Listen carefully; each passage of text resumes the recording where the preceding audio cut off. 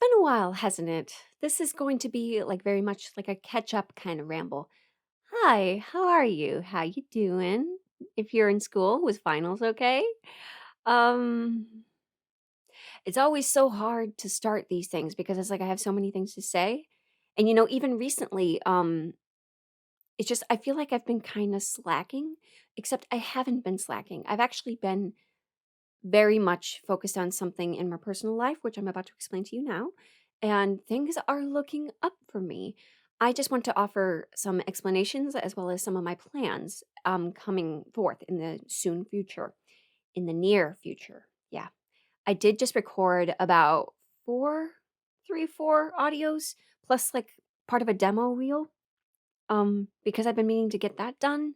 I realize it's been quite a couple of years actually since my last demo reel, and I figure since my audio equipment has changed and my sound quality has changed and just my whole editing process has changed, I better get to work on that. Um, and a lot of these rambles, obviously, they have become a rarity, mainly because I've been putting all of my rambles out onto Patreon, which that's the other thing I wanted to say.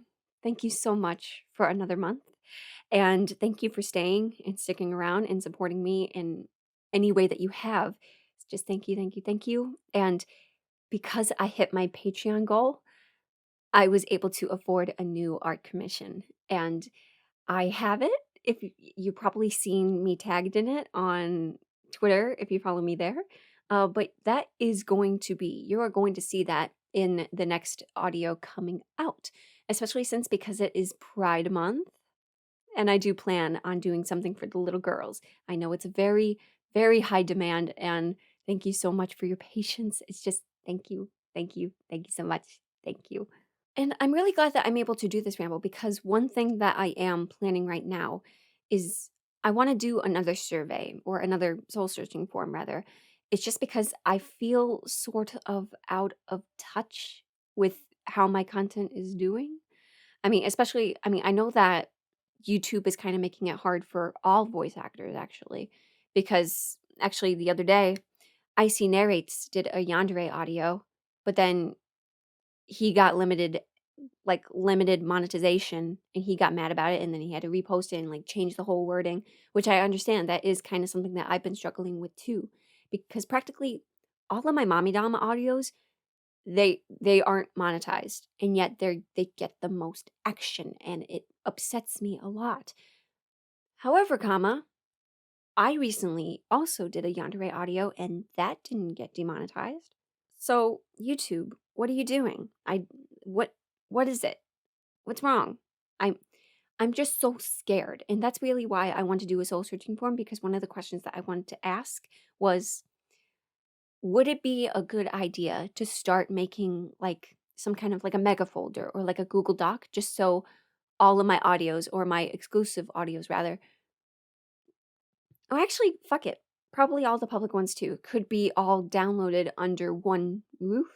That could be something that I could offer Patreon folks. But also just kind of seeing what else I should experiment with because I know YouTube memberships is a thing. And I've thought about doing like shout outs or exclusive live streams. But even then, my live streams, they're not very popular. But with what I'm about to say, that could actually help it if you catch my drift. Okay, let's get to it. So, over the last 2 months, I actually longer than that, I have been in the process of finding a new job because it's at the point at my current job where, yeah, it's better than my last, but I'm finding that put it this way, whenever I bring up a problem with management, they are very much the kind to not even know what the people downstairs are doing. Like, I bring up a problem, and then they say, oh, well, because you found that out, you can find a way to make a solution, right? When no, no, you guys are the managers. You guys are in charge. Why are you leaving this on me? And then, let alone, there's a whole lot of frustrations. I don't want to get into it. If I'm to say anything, I know, I know. Insurance people, it's very hard working in insurance. Okay, guys? This is my first job in that kind of field, and I understand it's very, very difficult, especially with Medicaid dropping benefits out of the blue for people because the pandemic is over. I understand that, but please, if you're gonna call us, we're human too. Just because you're hiding on the other side of a phone doesn't give you the excuse to be a fucking bitch to me, okay? Just please, I'm like, that's why I want to leave. I'm so sick of the general public. But then I had 2 tests for a very prestigious place that I cannot say because I find that, well, just general privacy. But I took 2 tests. I was in the top 5 for both, and I had an interview, and then I got the call back.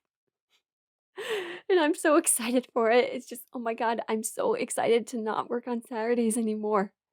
And I can have days off when other people have days off, and I can be with my friends more. And holidays, holidays. Oh, and this is going to be funny. So I plan on bringing in my resignation letter the same day as my boss wanted to schedule a like catching up because like she made me do like a self goal bullshit thing during the beginning of the year. And so it's like, hey, half the year is over. Let's catch up.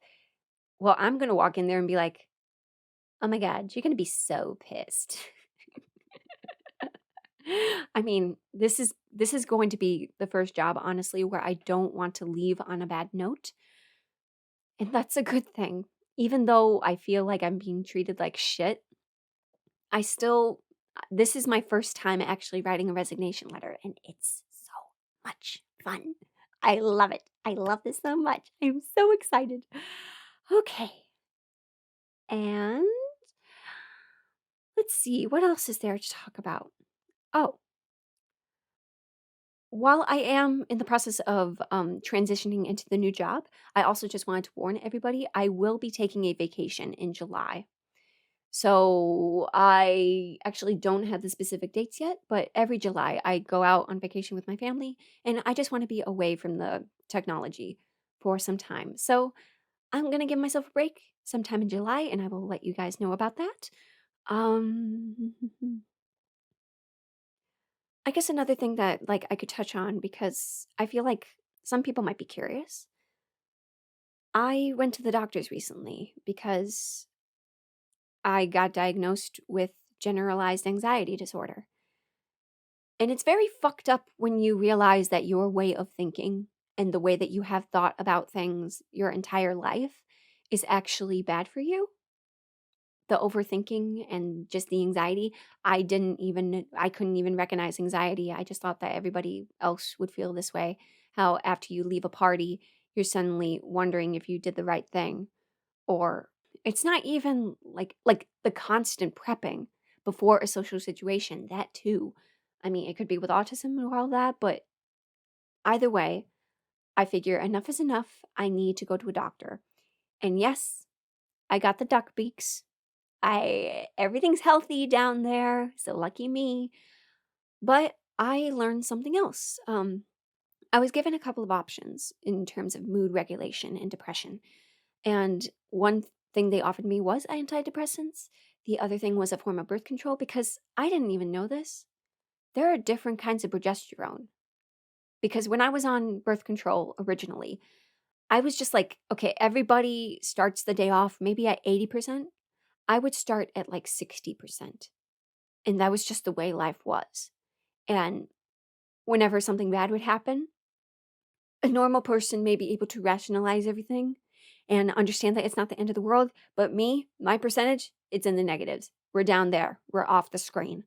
And my original doctor said that totally stopped my birth control. She just said, hey, I'm not going to prescribe you anything more because all birth control is going to do that to you. Turns out that's not true. So actually, if you're a woman, go to the gynecologist. Please go to a gynecologist, not just your regular doctor. And don't be embarrassed. It's okay if your first visit is in your mid 20s, which I am. Uh, but I'm not going that route first. I wanted to start with vitamins first, and these magnesium pills, they're freaking huge, guys. And every time, every time I keep thinking of, open up, it's time for the pill. Oh, barnacles, I hate the pill. Oh, I hope that wasn't too loud for you guys. Oh, before I get into the questions, I would like to set a boundary with all of you. And this is why I would like to make this ramble public as well. Just because this was a problem before, but I am going to do something about it now. So when it comes to Patreon, even though they did release like a new feature where they offer like a free trial, I'm not going to experiment with that. I don't see why, because it seems that I've come into, and a lot of other people too have come across this problem where people would join Patreon and then they would delete their pledge. They'd download everything, which it's fine. It's fine if you want to do that. But to join my Patreon and then 5 minutes later ask for a refund, I will block you. That's the only solution that I can come up with. Yes, I will refund you if my content is not up to your standards, which know that you can scroll through Patreon and you can go through my audio list, my index of audios to see what audios are Patreon exclusive, and you can read all the tags. Even I've started to do previews to my content as well if you wanted to. But please, please don't. It's I find it so disrespectful. This is just what I'm going to do from now on. If you want to support me on Patreon just for 1 month and take advantage of all the content, that's good. That's all fine and grand and dandy. But if you ask for a refund, know that I will block you. There's no other way behind it. I'm not sorry. That's just what I have to do as a creator, just to protect and to make it fair. And to make it fair with like everybody else as well. So I hope that this is okay. I hope that you can respect that. But with that, let's get on with the questions. All right, here we go. Is there a script genre you'd like to work on that you haven't yet? Actually, yes. Well, not exactly script. Well, maybe you could. But I kind of wanted to experiment with dubcon. You know, just like adding your own type of voice acting over a scene that's already been done.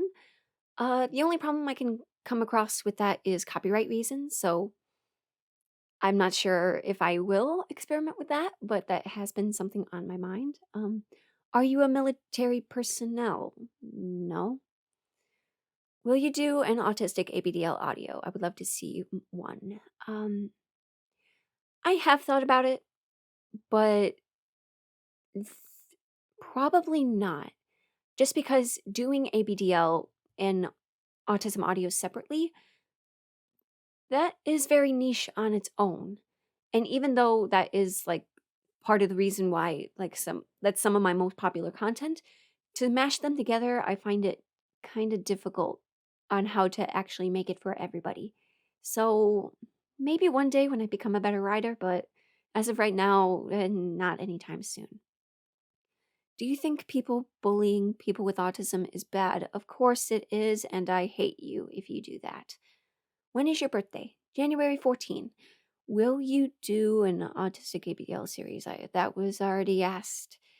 Will you play yourself in an autistic audio? I already have.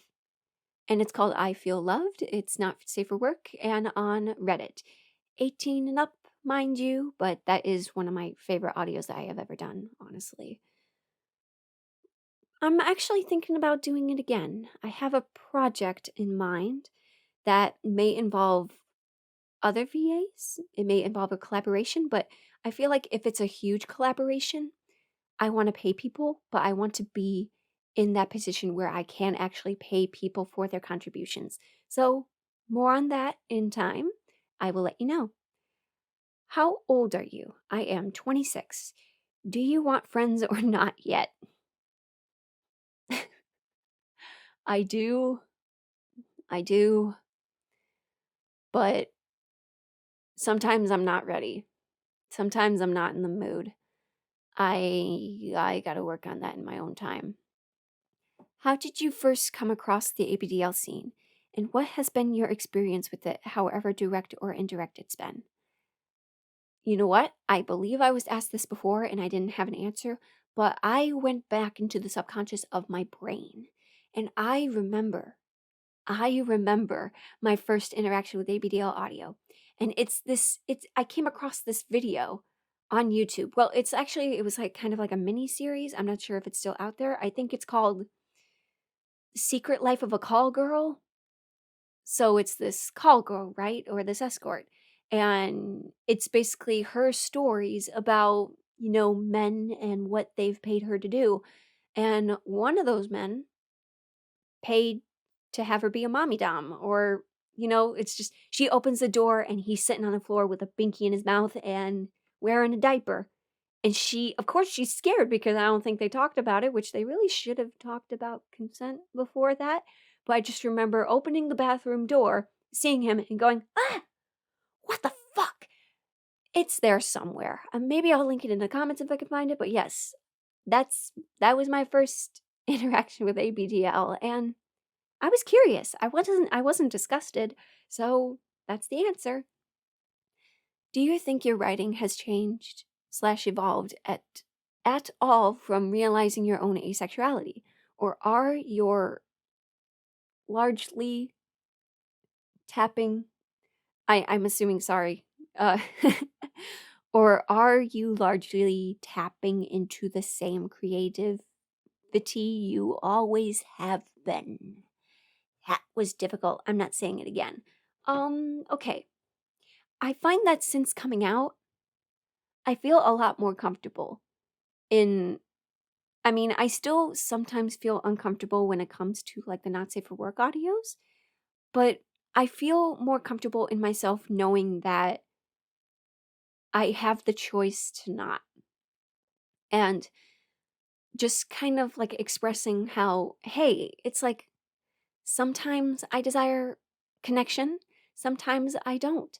And that is okay. And the fact that I was able to help other people as well in like making a script called Light On, I was so proud of myself for that, and how that was basically my way of like coming out as well as even before I did a script which I think I called it Grace, as it was like a homage to gray asexual, or you know Grace. But that was before I came out, and just the kind of reactions that I got from that, it kind of was expected because that was exactly the kind of shit that I go through. Where if someone expresses romantic interest to me and then I say no, the kind of backlash that I get. So now that I'm finally out, I just feel more comfortable in a creative sense where I don't need to do what I don't want to do. And I think that's the best way that I can describe it. Hey, Chaos. Hi. Favorite short story. Second, have you played Ori? 2, what's Ori? 1, favorite short story.